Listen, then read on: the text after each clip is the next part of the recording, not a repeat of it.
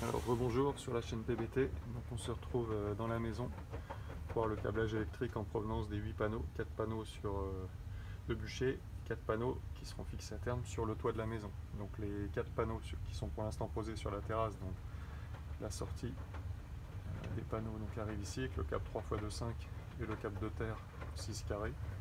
Et puis ce qui vient du bûcher, donc l'installation définitive de la goulotte noire qui transite ici. Donc l'ensemble converge vers cette boîte de dérivation où il y a des dominos qui permettent de relier entre les câbles 3x2,5 et les câbles de terre. Et donc l'ensemble chemine au plafond. Bon, c'est pas hyper esthétique, mais bon, à la fois c'est dans un garage, donc une gaine plastique ECTA qui est fixée avec des colliers. Et puis tout ça converge vers le coffret AC. Donc je pourrais mettre les références en description.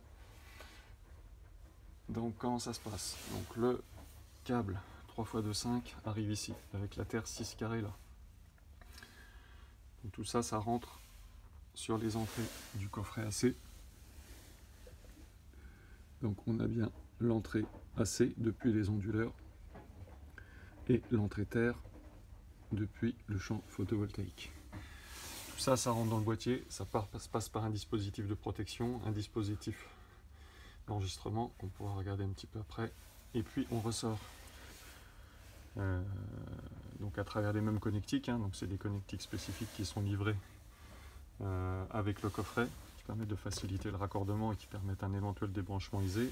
Donc on ressort en cette fois 3x6 carrés vers le coffret électrique, et tout ça est branché vers un disjoncteur dédié de 20 ampères. Alors pourquoi un 3x6 carrés? C'est pour avoir la continuité de terre en 6 carrés, puisqu'on entre en 6 carrés. Donc l'idée c'est de sortir également en 6 carrés et d'aller converger vers le TGBT de la maison et la masse, enfin la terre de l'habitation.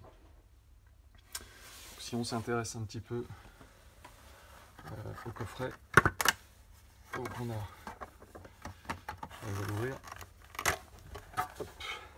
Dispositif donc, de protection et de sectionnement, coupure d'urgence sortie onduleur. Et puis on a un enregistrement du cumul de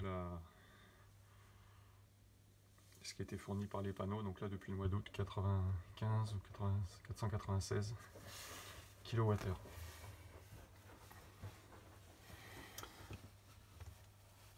Donc voilà. Donc ce qu'il faut savoir, c'est que si on veut couper la production de production solaire, on coupe ce disjoncteur. Du coup, ça vient couper le coffret électrique. Et le coffret électrique étant coupé, les onduleurs par retour ici se retrouvent aussi plus alimentés. Et si les onduleurs sont plus alimentés, il n'y a plus de production solaire. Voilà, c'est comme ça qu'on coupe la production d'électricité en provenance des panneaux.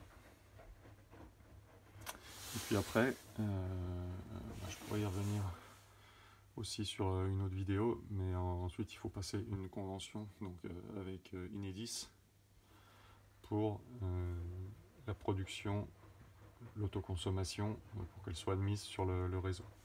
Alors ce qu'on peut voir également ici, c'est intéressant, c'est que si je regarde sur mon Linky,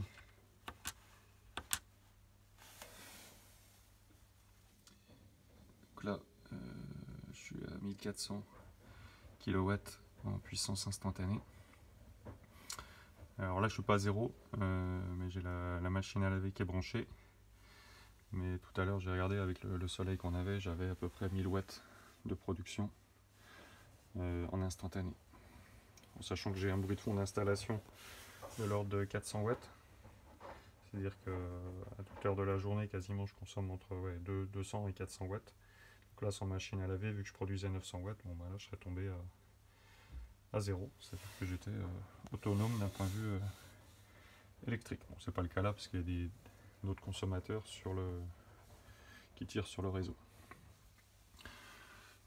Donc voilà pour cette vidéo sur l'installation de mes panneaux photovoltaïques et le raccordement électrique dans la maison. Si vous avez des questions, n'hésitez pas à les poster en commentaire, je vous répondrai avec plaisir.